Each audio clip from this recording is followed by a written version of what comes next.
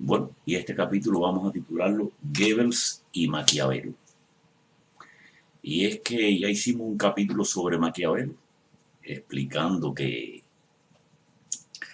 realmente los políticos de carrera siempre deben negar que son maquiavelistas y siempre están en la obligación de seguir a Maquiavelo al 100%.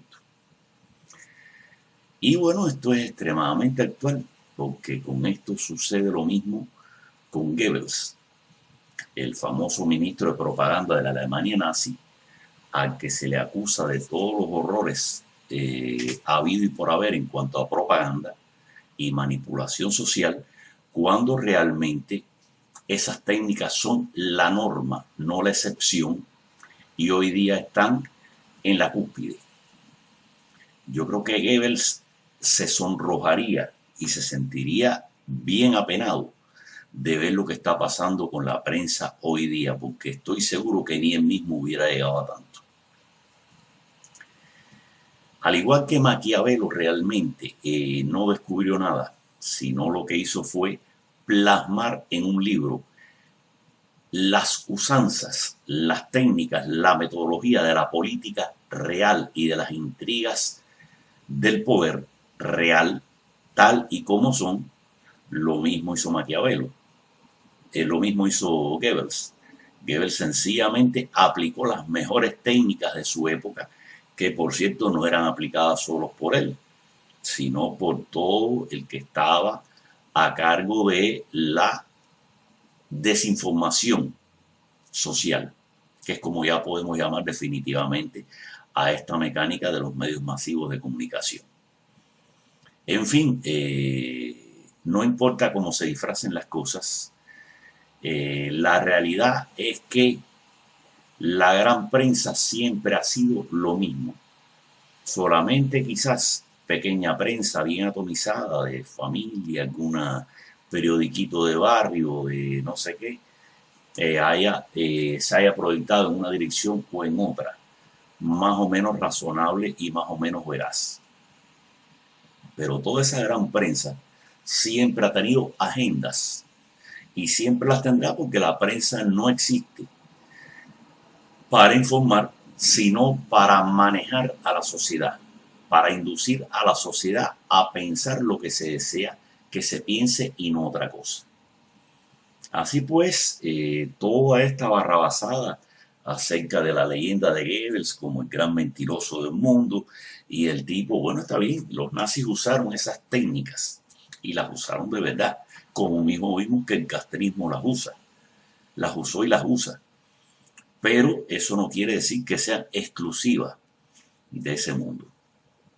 Si algo tiene de valor lo que ha sucedido con Donald Trump, es precisamente abrir esa caja de Pandora en nuestros tiempos.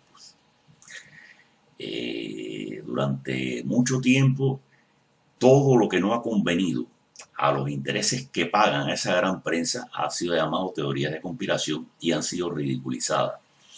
Todas esas cosas que se han dicho de una forma o de otra, de manera semiclandestina o a través de publicaciones en países periféricos, etcétera, etcétera, han sido catalogadas, que no conviene, ¿no? Han sido catalogadas de teorías de conspiración, de mentiras, de deformaciones. Incluso en democracia hay una categoría extremadamente extraña que se llama revisionismo histórico, donde cualquier historiador que diga lo que no conviene es acusado de revisionista y bueno, pierde cátedra, pierde prestigio, pierde de todo, sale de los medios de comunicación, no encuentra trabajo en más ningún lugar e incluso en algunos lugares puede ir a parar a la cárcel por revisionismo, cuando se supondría que la historia es algo que siempre tiene que estar revisado, porque si yo encuentro mejores datos en determinado momento, si se clasifican documentos que hasta el momento eran secretos, bueno, todo eso que tenga una implicación tiene que provocar una revisión de la narrativa histórica que se estaba llevando hasta ese momento, antes de que se produjeran esas revelaciones nuevas. Así pues, nada más natural que revisar la historia constantemente. Y lo extraño está en precisamente que aún en democracia hay muchos historiadores que son clasificados de revisionistas. No digo que algunos de ellos no sean mentirosos con alguna agenda pagada. Eso no se puede tampoco decir que sí o que no. Pero lo cierto es que la historia, por principio, tiene que ser revisada constantemente. Y eso sí queda fuera de discusión. Así pues, en democracia, plantearse la idea de una categorización como revisionista y de que esa gente sean perseguidos e incluso encarcelados muchas veces. En caso extremo es lo que le llaman negacionistas, es decir, personas que niegan el holocausto, bueno, pues pueden sufrir en algunos países del mundo hasta condenas carcelarias. Y bueno, eso hay que tenerlo en cuenta. Pero en fin, a lo que vamos. Donald Trump destapó la caja de Pandora ahora de los medios masivos de comunicación. Desde que se presentó a las elecciones en el 2016, todo ha sido el descaro. Es decir, esa prensa al unísono se viró contra él y su agenda era más que evidente. Es decir, no cabe ninguna duda de que la desinformación fue total. Un discurso que Donald Trump daba por la mañana, ya por la tarde era completamente deformado por la prensa y ponía en su boca cosas que no había dicho, o en el orden que no lo había dicho, o lo que claramente él no quiso decir si no se hubiera sacado de contexto lo que estaba diciendo. Así pues, creo que no se sabe si Donald Trump será reelecto, si no será reelecto, pero ya, desde este momento, lo más importante que ha tenido en sus logros, no es el problema de lo que pueda haber o dejado de hacer, que sí tiene importancia, pero bueno, lo principal está en abrirle los ojos a la población frente al sistema de prensa y de propaganda en que estaba sumergido este país. Él lo mismo lo dijo en uno de sus discursos, que el pueblo norteamericano podía optar por una verdadera democracia o por una simulación de democracia donde todo pareciera como si fuera, pero nada es, que es realmente donde ya nos tenían sumergidos. Él rompió ese esquema, logró en estos años, en 3 años, porque el último año ha sido de pandemia. Entonces este último año lo perdió prácticamente.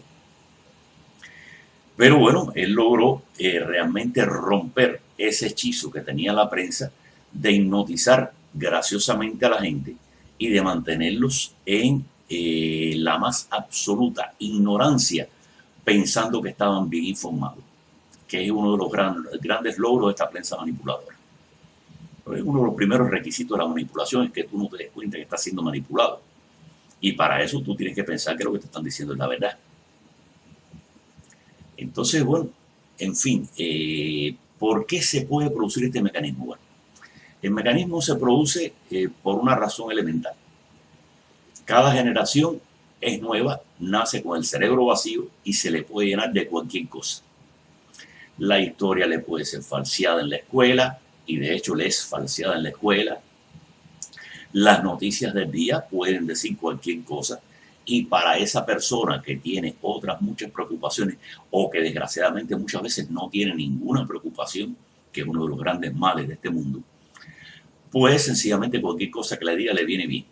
Y eso machacado un día tras otro, forma un ignorante adulto que cree que se lo sabe todo, que cree que está en libertad informativa cuando no lo está, y que cree que lo que le han dicho es la verdad, porque está convencido que viviendo en democracia no le pueden estar diciendo mentiras permanentemente.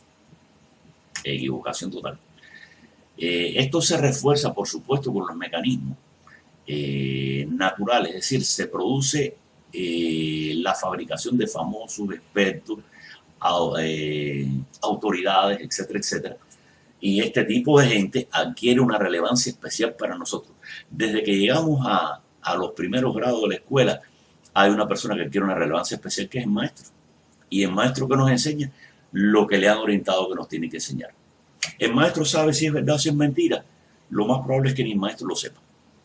Es decir, tiene un currículum a desarrollar, tiene unas guías que son las que tiene que ir desde pequeño, están inyectándole a esa población sin que incluso ese vehículo llamado maestro tenga por qué ser consciente de lo que está, de las implicaciones de lo que le está enseñando a sus propios alumnos. Es decir, un profesor de historia puede creerse que la historia que está enseñando es la de verdad, cuando habría muchas historias alternativas. Un individuo ya con determinada autoridad puede creerse que está haciendo lo mejor por su comunidad cuando enseña determinadas cosas o dice determinadas cosas cuando realmente no es verdad. Y por otra parte, el mismo profesor puede ser lo suficientemente ignorante como para no saber más nada que lo que le han dicho, lo que le han dejado saber.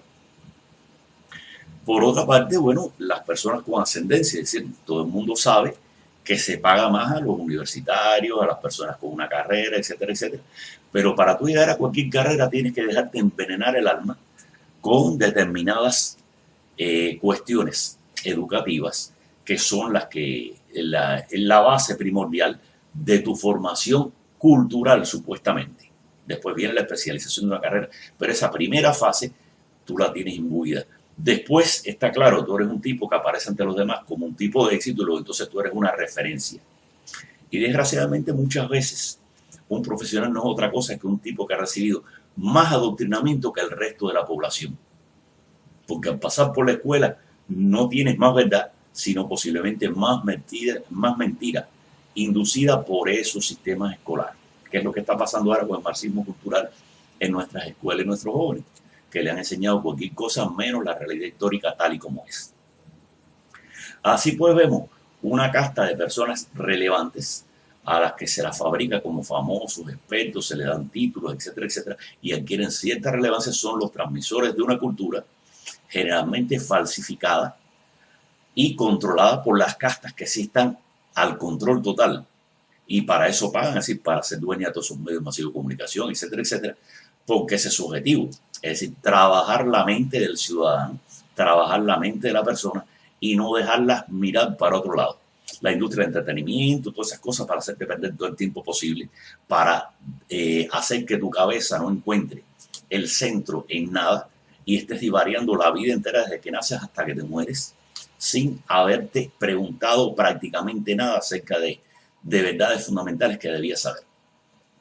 Entendamos, es una maquinaria, es un mecanismo controlado, es un mecanismo que hace incidencia sobre ti desde que naces hasta el mismo día en que te mueres.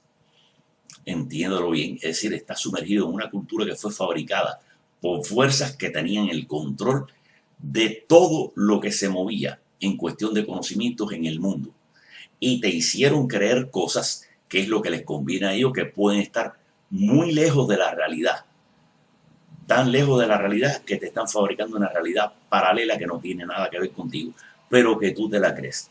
Es decir, se dice que en este momento aproximadamente un 20% de las personas solamente es más o menos autónoma, y no quiere decir que sea autónoma, sino más o menos autónoma a esa influencia. El otro 80% está completamente sumergido en la narrativa oficial sin la menor posibilidad de despertar. No es fácil determinar cifras, pero es muy posible que eso sea cierto. Así pues entendamos, el mayor mal que tenemos en este momento es sencillamente pensar que pensamos. Es decir, pensar que eso que tenemos en nuestro cerebro es la verdad, porque los famosos, nuestros guías, las personas en las que confiamos, en las que admiramos, etcétera, etcétera, los que son los grandes profesores, etcétera, etcétera, nos los han dicho. Cuando todo eso puede perfectamente, y de hecho está demostrándose que lo es, una cadena repetitiva de mentiras una detrás de la otra y de deformación histórica controlada por un grupo pequeñísimo de personas que, controlando el poder financiero, pues controlan a su vez los poderes mediáticos. Al final el poder mediático está claro que es una entidad autónoma, pero que como requiere dinero, pues no se puede separar desdichadamente de ese poder financiero de una forma o de otra. En fin, es un primer intento de hacerle llegar la idea clásica de que todas esas cosas que nos han hecho ver como mentiras y con todos esos tipos que nos han hecho ver como monstruos no son más que el estándar de siempre.